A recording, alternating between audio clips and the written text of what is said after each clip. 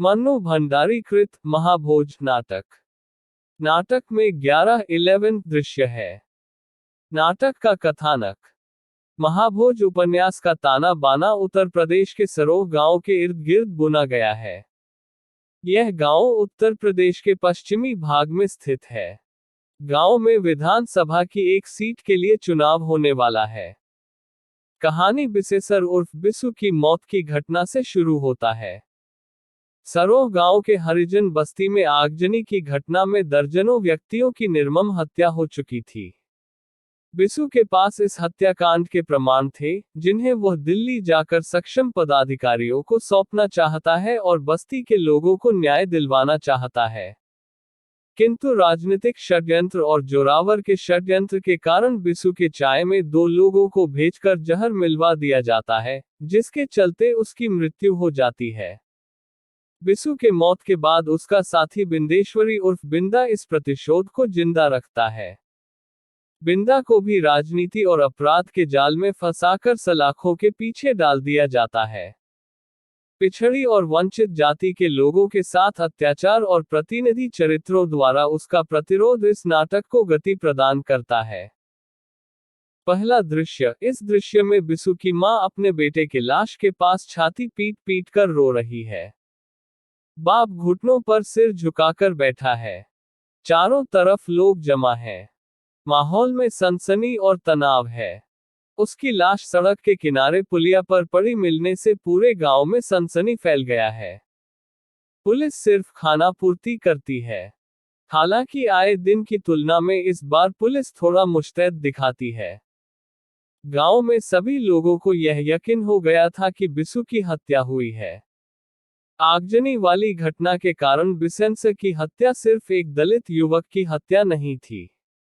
उस लोकतंत्र प्रणाली की हत्या थी, जिसमें शिक्षा व समानता जैसे अधिकारों को शामिल करने और आदर्श बातें की जाती रही है, क्योंकि किसी भी देश या समाज में विकास की नींव रखने के लिए इस दोनों का होना बेहद जरूरी माना गया है।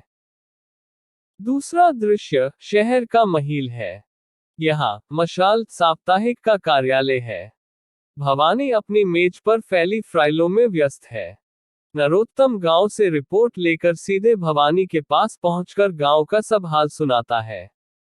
बिसेसर हरिजनों का नेता था। गांव के चुनावी सरगर्मी में ऐसा होना कोई आम बात नहीं है। आगजनी वाली घटना में किसी के कानों पर जू तक नहीं रेंगी। किंतु इस घटना में सब कुछ मुस्तैदी से हो रहा था। पूर्व मंत्री सुकुल बाबू का चुनाव में खम ठोक कर खड़ा होना। दोनों के बीच समसामयिक परिस्थितियों के बारे में बात होती है कि आज भी हरिजनों की जिंदगी बदतर ही है। इस आगजनी में 9 लोगों के जलकर मर जाने के बाद भी मामला ठंडा पड़ गया था, जबकि विधानसभा तक बात उठी थी। यहाँ पत्रकारिता का 2 चेहरा दिखाई देता है। जहां पर एक और नरोत्तम है, जो सही और सत्य पत्रकारिता करने की कोशिश कर रहा है। वहीं पर दूसरी ओर भवानी है, जो पत्र का अधिक बिक्रो कैसे और किस माध्यम से हो वैसी पत्रकारिता करता है। नाटक में समसामयिक परिस्थितियों का यथावत जिक्र है, जो कि आज के परिप्रेक्ष्य में प्रासंगिक है। तीसरा दृश्य यहाँ दास साहब के घर और घरेलू दफ्तर का दृश्य है। यहाँ पर लखन इस बात से हैरान है कि बिसु की हत्या की खबर अखबार में छपी है। हरिजनों के सारे वोट विपक्षी पार्टी सुकुल बाबू को चली जाएगी। इस बात से वह आतंकित है। चुनावी दाव पेंच और वोट कैसे और किस तरह लालच देकर लिया जाए, इसकी योजना बनाई जाती है। नाटक में चुनावी माहौल को दिखाया गया है। चौथा दृश्य बिसेंस की मौत से आक्रोशित बिंदा उसके मौत का बदला लेने के लिए तैयार रहता है। महेश और रुक्मा उसे इस पचड़े में न पड़ने की सलाह देते हैं। बिसेसर की मौत के कारण गांव में सभी ग्रामीण नारे और जुलूस निकालकर आक्रोश दर्शाते हैं। वहीं सुकुल बाबू गांव में जनसभा करते हैं।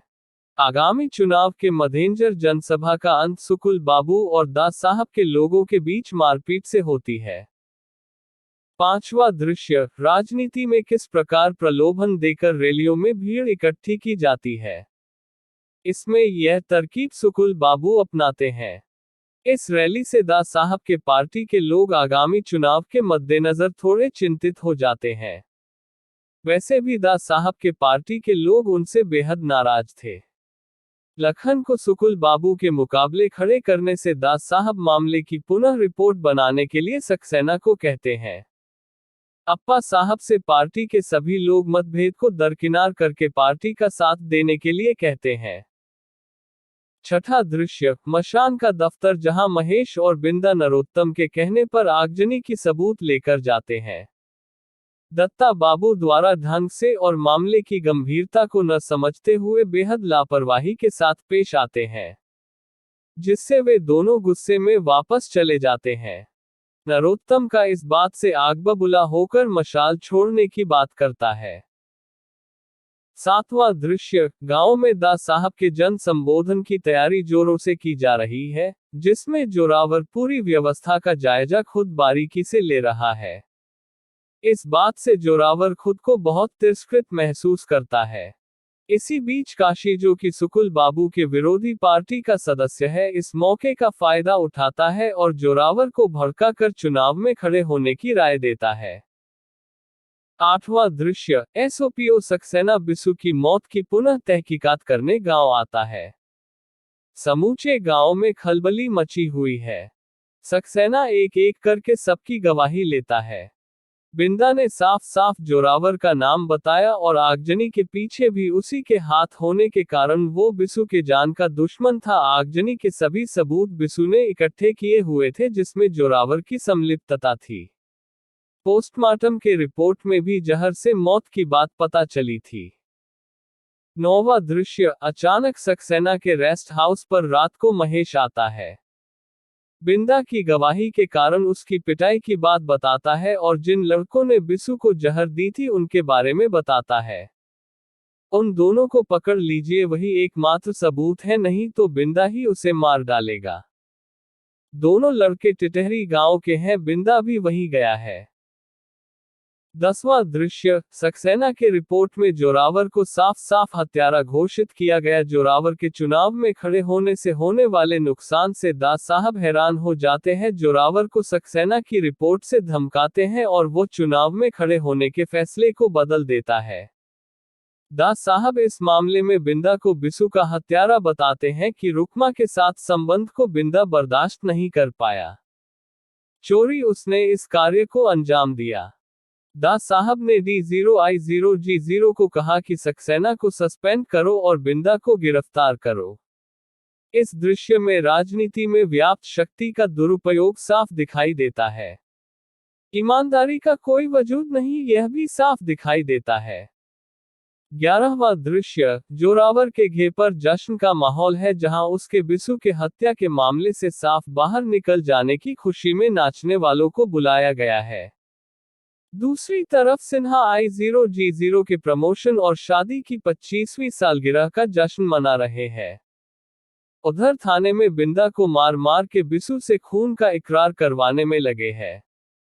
महाभोज नाटक में कभी दृश्य दास साहब के घर का दिखाया जाता है तो कभी थाने में पिटता हुआ बिंदा का। एक तरफ दास साहब बिंदा को फंसा कर दुनिया के सुख और आराम फरमा रहे, वही बेकसूर बिंदा दर्द से कराह रहा है। पुनः जोरावर के घर का दृश्य है। सिन्हा का पार्टी का दृश्य है और दास साहब के खाने पीने का दृश्य आता है। यह सभी महाभोज चलते रहता है। फिर थाने का दृश्य आता है, बिंदा कराह रहा होता है, महेश वहां जाकर भी कुछ नहीं कर पाता है और नाटक समाप्त हो जाता है। निष्कर्षतः यह कहने में कोई अतिशयोक्ति नहीं होगी कि मन्नू भंडारी का महाभोज नाटक अपने नाम को पूरी तरह से सार्थकता प्रदान करता है। महाभोज अर्थात बड़ा भोज, बड़ा आयोजन, जिसमें खाने के लिए बड़े बड़े लोग आमंत्रित किए जाते हैं, किंतु यहाँ पर बड़ा भोज किसी खाने को लेकर नहीं बल्कि व्यक्ति वर्ग की अस्मिता से जुड़ा है। इस नाटक में मन्नू भंडारी ने राजनीति के सिर्फ एक रूप को ही नहीं दर्शाया है, अपितु अपने प्रयासों के माध्यम से उन्होंने ऐसी चीजों को भी उजागर किया है जो सहज नहीं है।